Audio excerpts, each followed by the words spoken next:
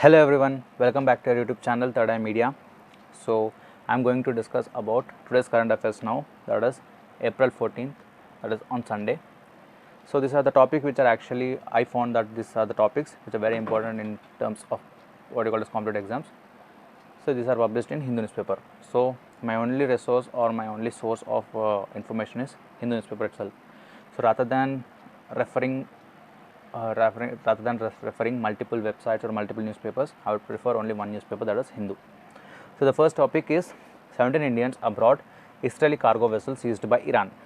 India in touch with Iranian authorities through diplomatic channels in Tehran and Delhi, seeking security and early release of Indian crew, says sources. Israel terms seizure a pirate operation.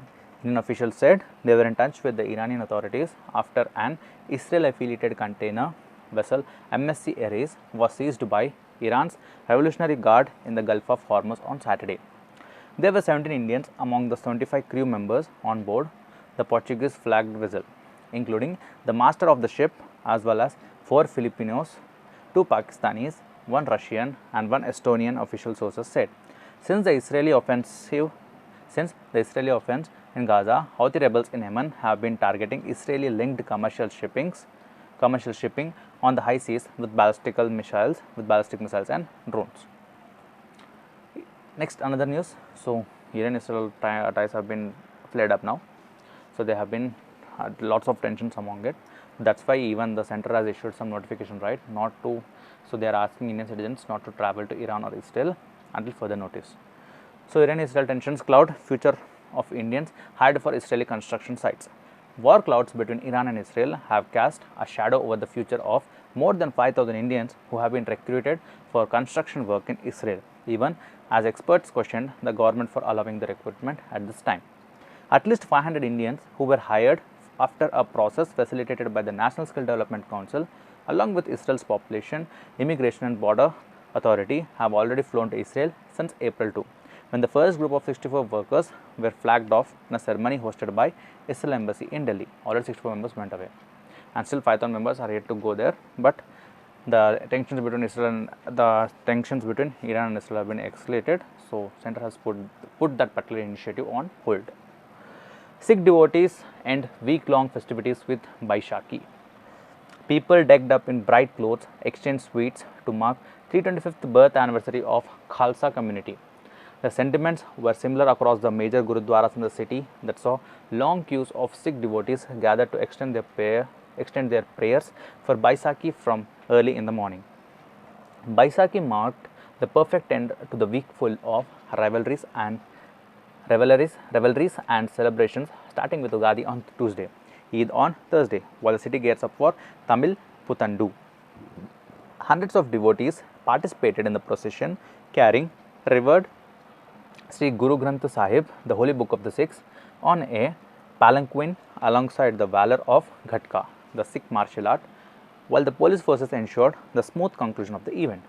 April 13 is also agriculturally significant as it synchronizes with the celebration of spring harvest in North India. It is often celebrated with cultural dance form Bhangra and hearty meal with family and friends. It's all about Baisakhi. Okay. Next, Forest Department to relax norms on parading elephants at festivals. With the Thrissur Puram approaching, the Forest Department has relaxed its regulations for the use of firecrackers within a 50-meter radius of captive elephants during the festivals. The move follows criticism by temple committees and elephant owners against a circular issued by the Chief Wildlife Warden on the maintenance of the captive elephants chosen for parades.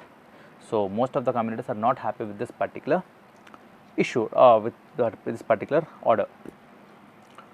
Next, Quatra meets US officials, reviews progress of strategic partnership. In a series of meetings, the Foreign Secretary met senior officials of the US government and interacted with industry leaders to advance bilateral cooperation in areas such as defense and technology and discussed regional security concerns. Foreign Secretary Vinay Quatra has met US Deputy Secretary of Defense Kathleen Hicks and discussed the importance of expanding the scope of bilateral military engagements, the Pentagon said on Saturday.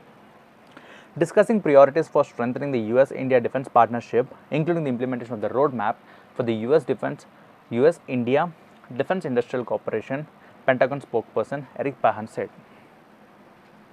They applauded the efforts by both countries to advance the co-production of fighter jet engines and armored vehicles, as well as the continued success of the India-US Defense Acceleration Ecosystem INDUS-X in promoting innovation and partnerships between US and Indian researchers, entrepreneurs and investors.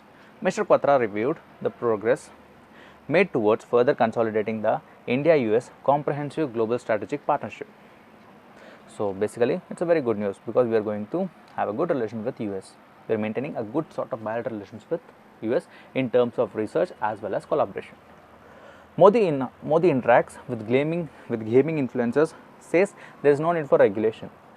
Prime Minister Narendra Modi on Saturday released a video of his interaction with some online video gaming influencers recorded at his residence in March. Mr. Modi met Tirth Mehta, Animesh Agarwal, Anshu Bist, Naman Mathur, Mithilesh Patankar, Ganesh Gangadhar and Payal Dhare, all of whom go by different stage names online.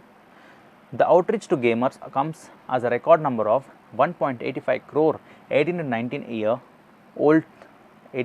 year olds are registering to vote in the general election in the coming weeks.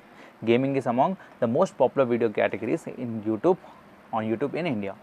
The Prime Minister had a discussion with the influencers on their career. We spent 6 to 7 hours on practice and sports person and a sports gamer told him. So basically these particular gamers are actually going for 6 to 7 hours of practice on this particular game before going online.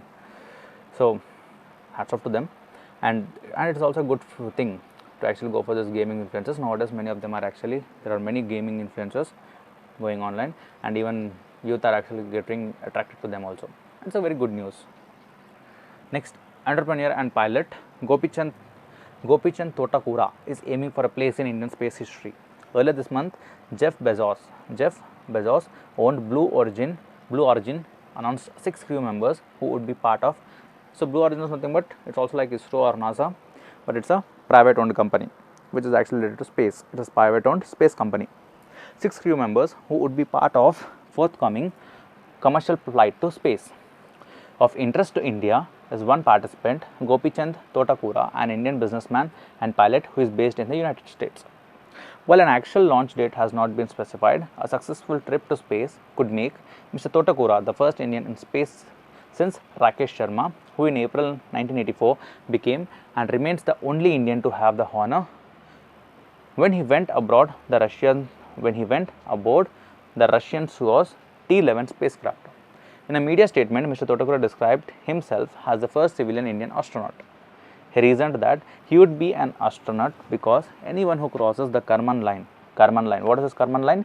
The boundary that separates Earth atmosphere and outer space and is at about 80 km above sea level is considered one. The United States Federation Aviation Administration, which issues commercial space licenses and verifies launch or re-entry vehicles that carry humans, has since 2021 stopped designating spacefarers as astronauts. Russian astronauts are called cosmonauts, Chinese ones taikonauts, and prospective Indians are colloquially vyomanauts or gaganauts, suggesting that countries are free to define space travelers in their own terms. S. Somanath, Chairman, Indian Space Research Organization. So, Chairman of ISRO is S. Somanathan. Next. So, previously it was Satish Dhawan, I guess. No Satish Dhawan. Yes, I guess Satish Dhawan itself. So, next. Firms told to run gas units as power ask rises.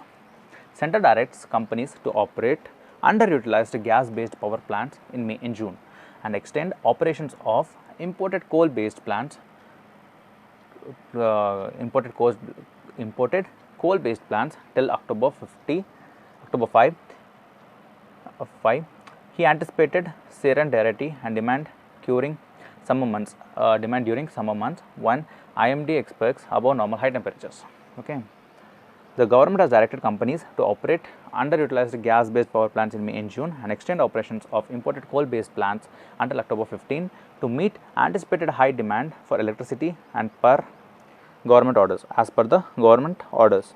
India registered an 8% rise in electricity consumption in the 12 months ended March 31. and demand is expected to rise in the hot summer months. India has about 24 gigawatts of gas-based power plants that have been idling or underused for decades due to lack of fuel. The Power Ministry has projected 260 gigawatt peak power demand this summer, April to June. Torrent and NTPC are among the big gas-based power station companies. Torrent and NTPC. As per the arrangement, Grid India will inform gas-based units in advance of the number of days for which gas-based power is required. Gas-based units holding power purchase agreements with distribution licenses shall first offer their power to PPA holders. So, this particular gas-based unit should first provide power to this PPAs, then only to the other persons they can sold. So, that is all. These are the important topics which are actually published on April 14. So, we have discussed also these things. So, I hope you guys are enjoying. So, keep watching. Don't forget to like, share and subscribe our channel. Thank you.